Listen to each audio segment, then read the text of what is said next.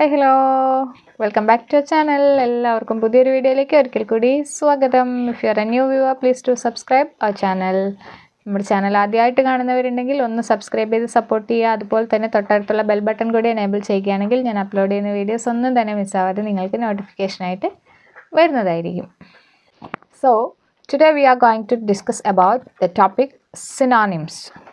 ഇന്ന് നമ്മൾ വീഡിയോയിൽ ഉൾപ്പെടുത്തിയിരിക്കുന്നത് എന്താണെന്ന് വെച്ചാൽ എന്താണ് സിനോണിംസ്, അതുപോലെ കുറച്ച് എക്സാമ്പിൾസുമാണ് ഇന്നത്തെ വീഡിയോയിൽ ഉൾപ്പെടുത്തിയിരിക്കുന്നത്. ഒട്ടും സമയം കളയുന്നില്ല, നമുക്ക് നേരെ വീഡിയോയിലേക്ക് പോവാം. So let's start. So synonym is a word or a phrase which has the exact same meaning or a very similar meaning to another word. ഒരു വേർഡിൻ്റെ അതേ അർത്ഥം വരുന്നതോ അല്ലെങ്കിൽ അതേപോലത്തെ അർത്ഥം വരുന്നതോ ആയ മറ്റൊരു വേർഡ്, നമ്മൾ മലയാളത്തിൽ ഇതിനെ പര്യായ പദം എന്നൊക്കെ പറയും. അതാണ് സിനോണിം എന്നുകൊണ്ട് ഉദ്ദേശിക്കുന്നത്. സിനോണിം എന്താണെന്ന് എല്ലാവർക്കും ക്ലിയർ ആയെന്ന് വിചാരിക്കുന്നു. മലയാളത്തിൽ നമ്മൾ പര്യായ പദം എന്നൊക്കെ ഇതിനെ പറയാറുണ്ട്. അപ്പോൾ ഇനി നമുക്ക് ഇത് കൂടുതൽ മനസ്സിലാവണമെന്നുണ്ടെങ്കിൽ കുറച്ച് എക്സാമ്പിൾസും കൂടി നോക്കേണ്ടതുണ്ട്. നമ്മൾ എപ്പോഴും ഡെഫിനിഷൻസ് മാത്രം ബൈ ഹാർട്ട് ചെയ്യാൻ നോക്കിയാൽ നമുക്കത് വളരെ ബുദ്ധിമുട്ടായിരിക്കും. അപ്പോൾ അർത്ഥം മനസ്സിലാക്കിക്കൊണ്ട് വിത്ത് എക്സാമ്പിൾ കൂടിയാണെങ്കിൽ നമ്മൾ പഠിക്കുന്ന ആ ഒരു ഏരിയ നമുക്ക് ക്രിസ്റ്റൽ ക്ലിയർ ആയിരിക്കും. നമുക്ക് നേരെ എക്സാമ്പിൾസിലേക്ക് പോവാം അല്ലേ. സോ ഫസ്റ്റ് എക്സാമ്പിൾ എന്ന് പറയുന്നത് hurt, HURT, hurt. What is the meaning of this word hurt? To feel painful. To feel painful. അതായത് വേദനാജനകമായ എന്നൊക്കെ നമുക്ക് മലയാളത്തിൽ പറയാം. വേദന ജനിപ്പിക്കുന്നതിനൊക്കെ നമുക്ക് എന്ത് പറയാം? ഹേർട്ട്. അപ്പോൾ ഈ ഹേർട്ട് എന്നുള്ള വേർഡിൻ്റെ സിനോണിം എന്തായിരിക്കും? ഹേർട്ട്. ഹേർട്ട് എന്നുള്ളതിൻ്റെ സിനോണിം ദ സെയിം മീനിങ് വരുന്ന മറ്റൊരു വേർഡാണ് എന്ത്? Damage. Damage. Hurt, it's synonym is damage and its meaning is to feel painful.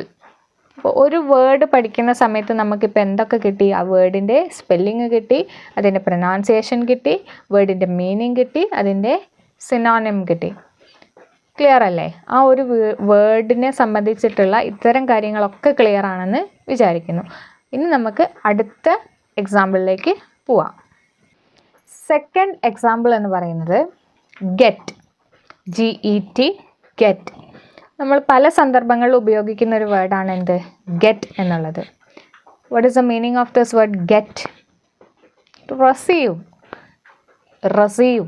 എന്താണ് ഗെറ്റ് എന്നുള്ളതിൻ്റെ മീനിങ്? എന്താണ്? റിസീവ്. ഇനി what is the synonym of this word get?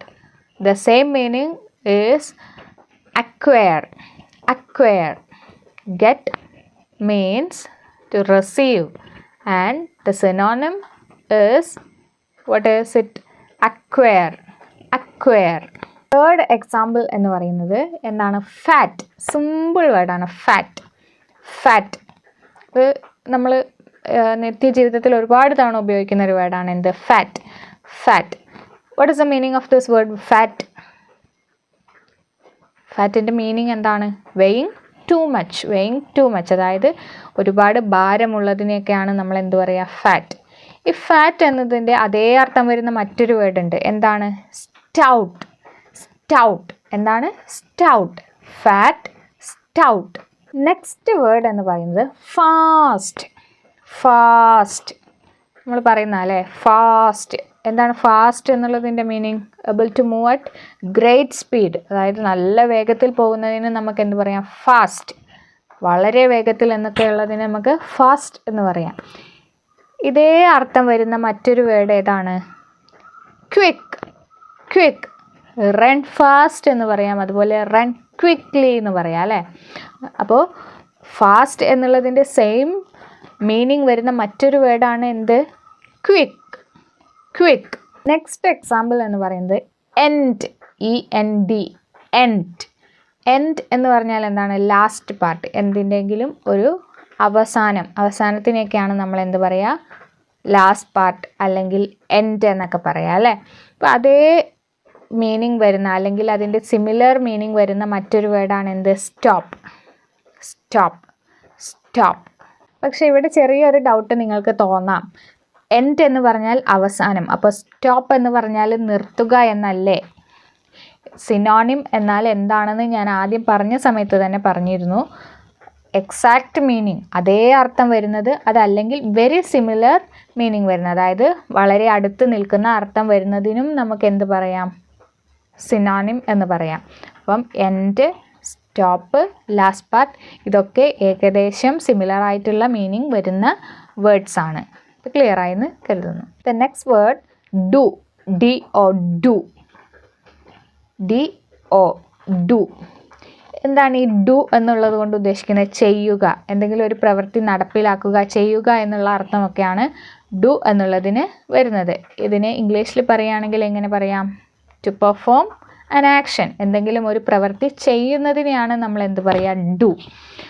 ഇതേ അർത്ഥം അല്ലെങ്കിൽ ഇതുമായിട്ട് ചേർന്ന് നിൽക്കുന്ന ഒരർത്ഥം വരുന്ന വേർഡാണ് എന്ത്? എക്സിക്യൂട്ട്. എക്സിക്യൂട്ട്, നടപ്പിലാക്കുക എന്നൊക്കെ പറയും അല്ലേ? എക്സിക്യൂട്ട്. അപ്പം ഈ വേർഡും ക്ലിയർ ആണെന്ന് വിചാരിക്കുന്നു. നിങ്ങൾക്ക് എന്തെങ്കിലും ഡൗട്ടുകൾ ഉണ്ടെങ്കിൽ കമൻസ് ആയിട്ട് ചോദിക്കാവുന്നതാണേ. നെക്സ്റ്റ് എന്ന് പറയുന്നത് വളരെ ഇമ്പോർട്ടൻ്റ് ആണ്. ഡിസൈഡ്. ഡിസൈഡ്. ഡിസൈഡ് നമ്മൾ എപ്പോഴും ഉപയോഗിക്കുന്ന ഒരു വേർഡാണ് അല്ലേ? എന്താണ് ഈ ഡിസൈഡ് എന്നുള്ളതിൻ്റെ മീനിങ്? തീരുമാനിക്കുക എന്നൊക്കെ പറയും അല്ലേ? മലയാളത്തിൽ തീരുമാനിക്കുക എന്നൊക്കെ പറയും. ഇംഗ്ലീഷിൽ അതിൻ്റെ മീനിങ് എന്താണ്?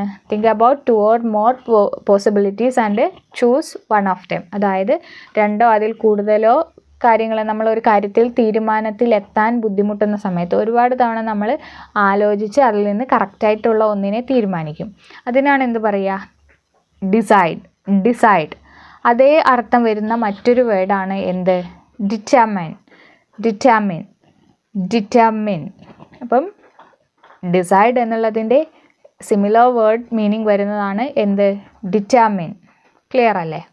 സോ ഇത്രയും എക്സാമ്പിൾസ് ഒക്കെ പറഞ്ഞ സമയത്ത് നിങ്ങൾക്ക് സിനോണിം എന്നുള്ളത് എന്താണെന്ന് വ്യക്തമായിട്ടുണ്ടാവുമെന്ന് ഞാൻ കരുതുന്നു. അതുപോലെ തന്നെ ഈ വീഡിയോ ഇഷ്ടമാകുകയാണെങ്കിൽ ലൈക്ക് ചെയ്യുക. അതുപോലെ തന്നെ യൂസ്ഫുൾ ആണെന്ന് തോന്നുകയാണെങ്കിൽ ഫാമിലി ഫ്രണ്ട്സ് ഗ്രൂപ്പുകളിലേക്ക് ഷെയർ ചെയ്ത് ഒന്ന് സപ്പോർട്ട് ചെയ്യുക. അതുപോലെ തന്നെ നമ്മുടെ ചാനൽ ഇതുവരെയും ഇനിയും സബ്സ്ക്രൈബ് ചെയ്തിട്ടില്ലെങ്കിൽ ഒന്ന് സബ്സ്ക്രൈബ് ചെയ്ത് തൊട്ടടുത്തുള്ള ബെൽ ബട്ടൺ കൂടി എനേബിൾ ചെയ്ത് വയ്ക്കുക. അങ്ങനെയാണെങ്കിൽ ഞാൻ അപ്ലോഡ് ചെയ്യുന്ന വീഡിയോസ് ഒന്നും തന്നെ മിസ്സാവാതെ നിങ്ങൾക്ക് നോട്ടിഫിക്കേഷനായിട്ട് വരുന്നതായിരിക്കും.